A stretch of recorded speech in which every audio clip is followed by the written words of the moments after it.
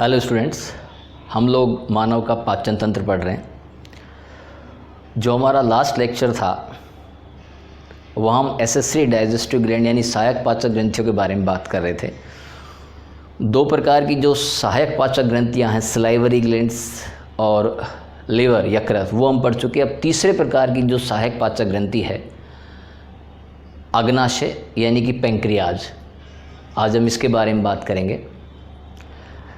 जब हम लीवर के बारे में बात कर रहे थे तो हमने कहा था लीवर शरीर की सबसे बड़ी ग्रंथि होती है ना। यकृत शरीर की सबसे बड़ी ग्रंथि होती है। ऐसे ही जो पेंक्रियाज है यानी कि जो अग्नाशय है, ये शरीर की सेकंड लार्जेस्ट ग्लैंड है, दूसरी सबसे बड़ी ग्रंथि होती है, ठीक है ना। पेंक्रियाज का जो ओरिजिन है, ठीक है ना, वो एंडोडर्मल है, यानी कि एम्ब्रियोनिक स्टेज के अंदर जो इसका ओरिजिन होगा, इसकी उत्पत्ति होगी, जो बनेगा ये एंडोडर्म से बनेगा, ठीक है। अब ये कहाँ सिचुएटेड है, होता कहाँ पर है, आप यहाँ देखें। ये डायग्राम हम पहले भी बना चुके हैं, ठीक है ना।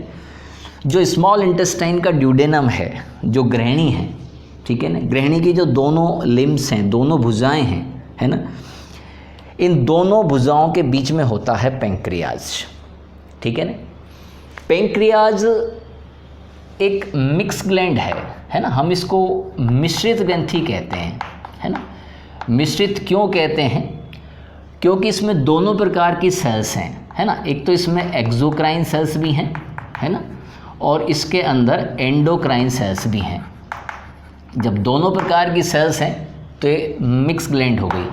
यदि किसी ग्रंथि के अंदर केवल एक्सोक्राइन सेल्स होती हैं तो एक्सोक्राइन ग्लैंड है ना। किसी के अंदर यदि एंडोक्राइन सेल्स होती हैं, यानी कि वो अपना सीक्रेशन सीधा ब्लड के अंदर रिलीज करती है, तो वो एंडोक्राइन ग्लैंड है। यहाँ दोनों प्रकार से काम करेगा पेंक्रियाज, इसलिए हमने इसको मिश्रित ग्रंथि कहा, ठीक है ना। ये मिक्स ग्लैंड हो गया। अब आप देखें, यह जो इसकी स्ट्रक्चर है ना, ये एक पर्ण के जैसा लग रहा है, पत्ती के जैसा लग रहा है। तो ये लीफ लाइक स्ट्रक्चर हो गया, ड्यूडेनम की दोनों आर्म्स के बीच में हो गया, मिक्स ग्लैंड हो गई, ठीक है ना। और जो इसका ओरिजिन है वो ये एंडोडर्मल है, यानी कि एंडोडर्म से इसका फॉर्मेशन हो रहा है, ठीक है ना। अब इस पूरे पेंक्रियाज में जो ऊपर का चौड़ा वाला भाग है, ठीक है ना, इसको हम हेड ऑफ पेंक्रियाज बोलेंगे। जो मिडिल भाग है, जो मध्य का भाग है, इसको बॉडी ऑफ पेंक्रियाज बोलेंगे।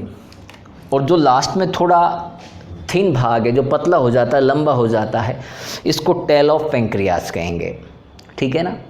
यहाँ पर आप देखें ड्यूडेनम के अंदर ये किस तरीके से ये लगा हुआ है। ये मुख्य पेंक्रियाटिक डक्ट है, मुख्य अग्नाशयी नलिका, ठीक है ना।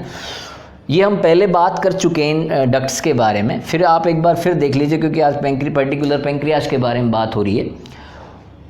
ये लीवर बाइलोब्ड था, लीवर द्विपालित था, तो राइट हेपेटिक डक्ट और लेफ्ट हेपेटिक डक्ट, इन दोनों ने मिलके बना लिया कॉमन हेपेटिक डक्ट। इधर ये गॉल ब्लैडर है ना, ये गॉल ब्लैडर है। मैं यहाँ इसको जी भी लिख देता हूँ, गॉल ब्लैडर। गॉल ब्लैडर से जो डक्ट आ रही है इसको बोला सिस्टिक डक्ट, और सिस्टिक डक्ट और ये कॉमन हेपेटिक डक्ट, ठीक है ना। यहाँ से भी बाइल आ रहा है, यहाँ स्टोर हो रहा है बाइल, ठीक है ना। अब यहाँ इस पर्टिकुलर ट्यूब के अंदर, इस डक्ट के अंदर, है ना, पित्तरस निकल के आएगा। हमने इसको कहा कॉमन बाइल डक्ट, सह पित्त वाहिनी, ठीक है ना। ये जो कॉमन बाइल डक्ट है ये ओपन हो रही है मेजर पेंक्रियाटिक डक्ट के अंदर। तो अब इन दोनों नलिकाओं के, इन दोनों डक्ट्स के मिलने से जो ये वाली नलिका है, ये वाली, है ना, इसको हम बोलेंगे हेपेटो पेंक्रियाटिक डक्ट, है ना। ये हम पहले वाले लेक्चर में बहुत अच्छे से पढ़ चुके हैं, ठीक है ना। आपको ध्यान होगा जहाँ पर इसकी ओपनिंग होती है, ये वाली ड्यूडेनम के अंदर, यहाँ पर एक स्फिंक्टर पाया जाता है, स्फिंक्टर ऑफ ओडाई। वो कंट्रोल करेगा पेंक्रियाटिक जूस और बाइल जूस को ड्यूडेनम में पहुँचने को, ठीक है ना। अब आप यहाँ इसकी एक जो इंटरनल स्ट्रक्चर है ना पेंक्रियाज की, आप वो देखें। पेंक्रियाज में दो टाइप की सेल्स हैं, एक्सोक्राइन और एंडोक्राइन। अब इसमें जो एक्सोक्राइन सेल्स हैं, है ना, यानी कि इसका जो एक्सोक्राइन पार्ट है ना, हम ऐसे कहते हैं कि लगभग 97% जो पेंक्रियाज का पार्ट है वो एक्सोक्राइन है, और बाकी का जो 3% भाग है ना, वो इसका एंडोक्राइन भाग है। अब इसके एक्सोक्राइन भाग की आप एक बार पोजीशन देखें। इनको हम, जो इसका एक्सोक्राइन भाग है उनको एक्सोक्राइन एसिनी कहा जाता है। एक्सोक्राइन एसिनी, ठीक है ना, ये एक्सोक्राइन एसिनी है। अब एक्सोक्राइन एसिनी ये वाले हिस्से हैं, ये आप इसको और विभेदित रूप से देख लीजिए, डिफ्रेंशिएट कर रखा है यहाँ पर। ये मुख्य पैंक्रेटिक नलिका है, ठीक है ना। जो मुख्य पैंक्रेटिक नलिका है, इससे ये जो दूसरी नलिका निकल रही है इसको हम बोलेंगे इंटरलोबर डक्ट, ठीक। ये फिर आगे जाके डिवाइड हो गई। डिवाइड होने के बाद में हमने इसको कहा इंटरलोबुलर डक्ट। इंटरलोबुलर डक्ट वापस से आगे डिवाइड होगी, हमने इसको कहा इंटरकैलेटेड डक्ट। अब आप देखें, इंटरकैलेटेड डक्ट ओपन हो रही है एक्सोक्राइन एसिनी में, है ना। ये इंपॉर्टेंट पार्ट है इस ग्लैंड का, एक्सोक्राइन एसिनी। यहाँ पर आप देखें सेल्स हैं, इन सेल्स की जो शेप है वो पिरामिड की जैसी है, पीछे की तरफ से थोड़ी चौड़ी है, आगे की तरफ से सिकुड़ी हुई है, ठीक है ना। ये क्या करेंगी, ये सिक्रेशन करेंगी, है ना, यानी पहले पदार्थ बनाएंगी, जो भी डाइजेस्टिव जूस है वो बनाएंगी, है ना, पैंक्रेटिक जूस बनाएंगी, उसको यहाँ रिलीज़ करेंगी, और रिलीज़ होने के बाद में इन डक्ट्स के द्वारा वो होता हुआ मेजर पैंक्रेटिक डक्ट में आ जाएगा। ये मेजर पैंक्रेटिक डक्ट है ना, ये मेजर पैंक्रेटिक डक्ट में आ जाएगा। और मेजर पैंक्रेटिक डक्ट यानी मुख्य अग्नाशयी नलिका से ये आ जाएगा आपके स्मॉल इंटेस्टाइन में और डाइजेशन के अंदर हेल्प करेगा। एक जो पेंक्रियाज है, ठीक है ना, वो 12 सेंटीमीटर से और लगभग 15 सेंटीमीटर लंबा होता है, और इसकी जो चौड़ाई होती है वो लगभग 3 सेंटीमीटर होती है, ठीक है ना। इसके पार्ट मैंने आपको बता ही दिए। अब जो इसका एक कनेक्टिव टिश्यू है, जो अंदर इसके अंदर संयोजी ऊतक है, उसमें कुछ सेल्स के ग्रुप पाए जाते हैं, है ना। उनका नंबर कम है, उनकी संख्या कम होती है। मैंने वो एक यहाँ ये आपको शो कर रखा है, आप यहाँ देख लें। ये मेजर पैंक्रेटिक डक्ट है, यहाँ से ये लोबुलर डक्ट्स निकल के जा रही हैं, ये एसिनी के अंदर खुल रही है, ये एसिनी है। हमने यहाँ इसको डिफ्रेंशिएट कर लिया। ये वाली जो सेल्स हैं, ये वाली जो सेल्स हैं, ठीक है ना, ये एक्सोक्राइन सेल्स हैं, ये अपना सीक्रेशन यहाँ पर रिलीज कर देंगी, ठीक है ना। और यहाँ से ये मेजर पैंक्रेटिक डक्ट में आ जाएगा इन एसेसरी डक्ट्स के द्वारा होता हुआ, ठीक है ना। अब ये जो एसिनाई हैं, इनके बीच बीच में, है ना, यहाँ पर कुछ सेल्स के समूह धसे हुए हैं, है ना, ग्रुप है सेल्स का, है ना, वो धसा हुआ है। इस कंप्लीट समूह को या इस कंप्लीट ग्रुप को हम एक नाम देते हैं लैंगरहैंस के द्वीप समूह या लैंगरहैंस की दीपिकाएं या आइसलेट्स ऑफ लैंगरहैंस, ठीक है ना।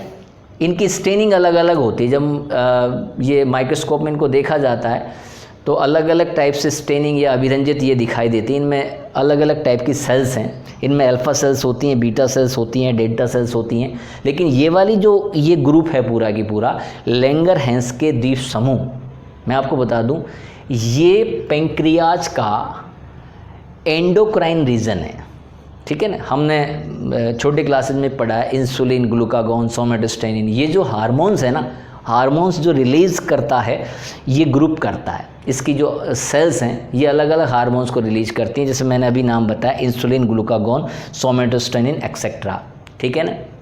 और जो ये वाली जो सेल्स हैं ये पैंक्रेटिक जूस रिलीज करेंगी। पैंक्रेटिक जूस क्या करेगा, मेजर पैंक्रेटिक डक्ट में आ जाएगा, फिर उसमें स्मॉल इंटेस्टाइन में आएगा, ड्यूडेनम में आएगा, और यहाँ डाइजेशन के अंदर बहुत ही इम्पोर्टेंट ये रोल करेगा, ठीक है ना।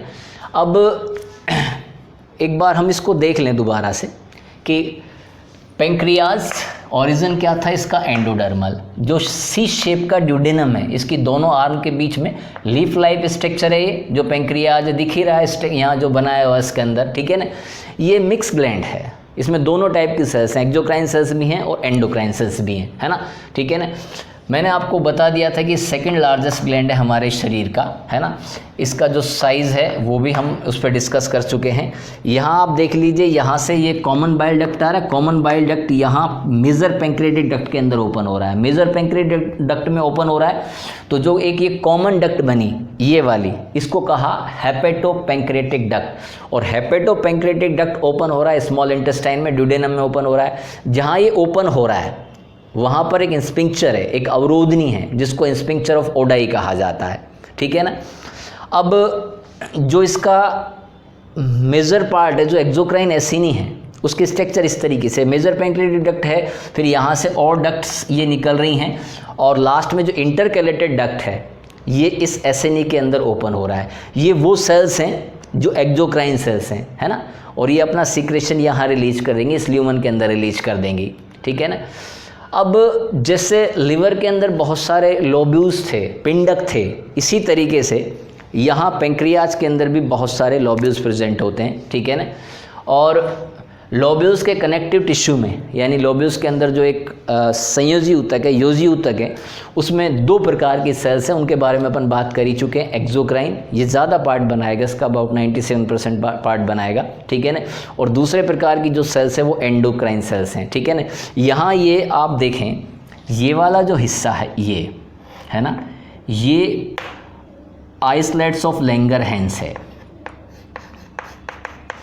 Islets of Langerhans, clear. हमने यहाँ इसको अलग से बनाया, ये इस तरह का ग्रुप है, इसमें अल्फा बीटा डेल्टा, है ना, इस टाइप की सेल्स प्रेजेंट होती हैं, ठीक है ना। अब तीनों जो डाइजेस्टिव ग्लैंड्स हैं, सलाइवरी ग्लैंड, ठीक है ना, लिवर और पेंक्रियाज, है ना, हम तीनों के बारे में डिस्कस कर चुके हैं, ठीक है ना।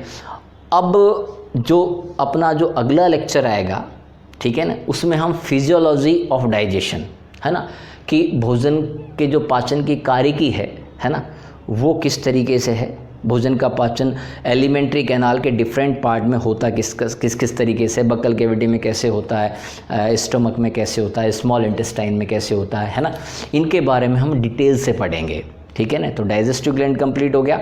अब जो यही टॉपिक्स हैं, मैं आपको फिर बता दूं कि इस बार जो 11th में जो स्टूडेंट्स आएंगे, तो राजस्थान बोर्ड इस बार NCERT के सिलेबस को फॉलो करेगा, तो सेम यही टॉपिक्स 11th राजस्थान बोर्ड के सिलेबस में भी आएंगे।